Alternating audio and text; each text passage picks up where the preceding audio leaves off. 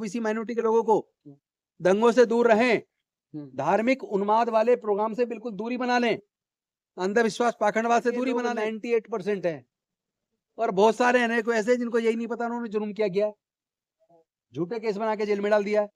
तो जब तक उसकी सोच में SC ST OBC माइनॉरिटी का उत्पीड़न है, तब तक केवल वहां जाति का कॉलम हटा देने से काम नहीं चलेगा। हमारे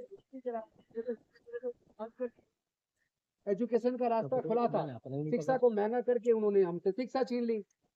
और जो सरकारें कह रही हैं तो फ्री में पढ़ा रहे हैं, मैं पूछना चाहता हूँ 12वीं तक पढ़ के कोई क्या बन जाएगा भाई?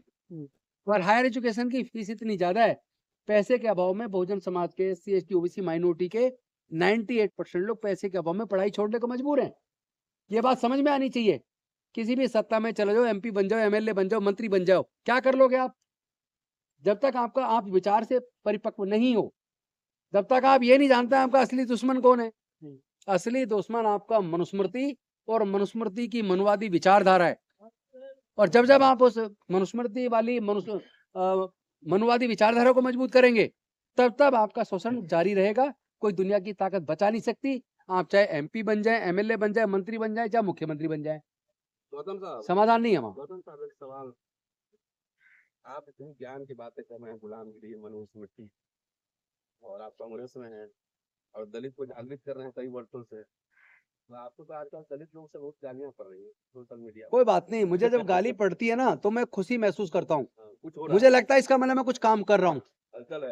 चूंकि जैसा है ब्रिटेन के अंदर एक कहावत है, the crown can not commit a mistake, यानी कि राजा कभी कोई गलती नहीं कर सकता। तो वो कहावत इसलिए बनी है क्योंकि वहां राजा को कोई पावर ही नहीं है। वहां सरकार, जो प्रधानमंत्री, उसका मंत्रिमंडल है, वो सारे काम करता है, वो सारे निर्णय लेता है। लेकिन राजा एक पदवी है, लेकिन काम करने को पावर उसको नहीं है। इसलिए वहां ये कहावत है, the crown can not commit a mistake. उसी प्रकार अगर मैं काम करूंगा तो प्रतिक्रियाएं भी होंगी, कुछ अच्छा कहेंगे और जिनको ईर्ष्या वो बुरा कहेंगे। लेकिन अगर मेरे बारे में कोई बोल ही नहीं रहा, कोई गाली नहीं दे रहा, इसका मतलब मुझे लगता है कि मैं काम नहीं कर रहा हूं। और सच्चे अम्बेडकरवादी को गालियां पड़ेंगी और उसे उसके लिए तैयार रहना चाहिए। उसको गाली नहीं, फूलों की माला समझना चाहिए। मगर यहाँ पे उत्तर प्रदेश में सर योगी जी कहते हैं कि कटोगे तो बटोगे, वहीं दूसरी तरफ जो है एक शूद्र के मतलब दलित के बाल काटे जा रहे हैं, हिंदू उस पर अत्याचार कर रहे हैं, तो जोड़ किसको रहे हैं? नहीं तो ये तो आपको समझना है ना, उसकी विचारधारा का मतलब क्या है, कटोगे तो बटोगे। उसका बात समझो ना।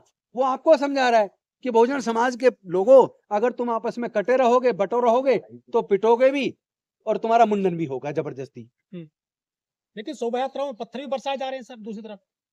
देखिए, आप कभी कभी बारीकी से देखो, ये जो धार्मिक जुलूसों के अंदर जिस तरह की वीडियो चलते हैं, जिस तरह के नारों लगाए जाते हैं, जिस तरह लोगों को, दूसरे लोगों को उकसाया जाता है, ये बेसिकली एक साजिश है पूरे देश को आग में झोंकने वाली, पूरे देश को दंगों में झोंकने वाली। क्योंकि भारतीय जनता पार्टी की राजनीति दंगों से चलती है, उनकी राजनीति बांटने से चलती है। और जो लोग कहते हैं ना कि अंग्रेजों की नीति थी फूट डालो शासन करो, मैं ये कहता हूं कि अंग्रेजों की नीति नहीं थी, ये तो मनुवादियों की नीति हजारों साल से चली आ रही है, फूट डालो शासन करो। हमारे बहुजनों को फूट डाल के उन्हें आपस में लड़वाते हैं और खुद राज करते हैं।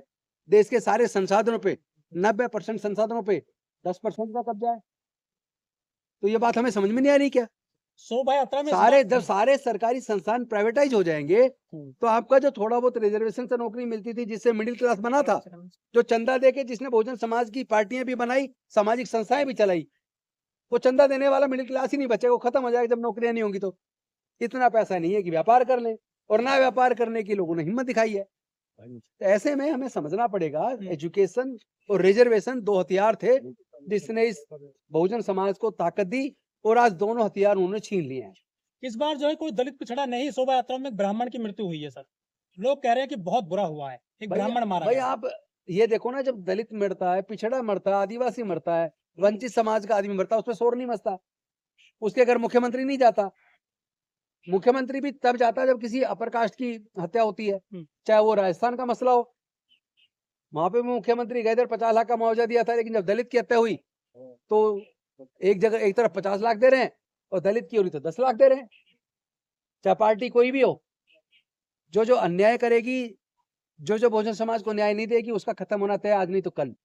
सर, जिस तरह से स्टिंग ऑपरेशन हुआ, एक मिनट, जिस तरह से स्टिंग ऑपरेशन में बातें आई हैं कि 2 घंटे का टाइम पुलिस ने दिया था, गद्दारी हो गई, वरना पूरे अरे आप दूर क्यों जा रहे हो, दिल्ली में नहीं हुआ क्या ऐसा? हाँ।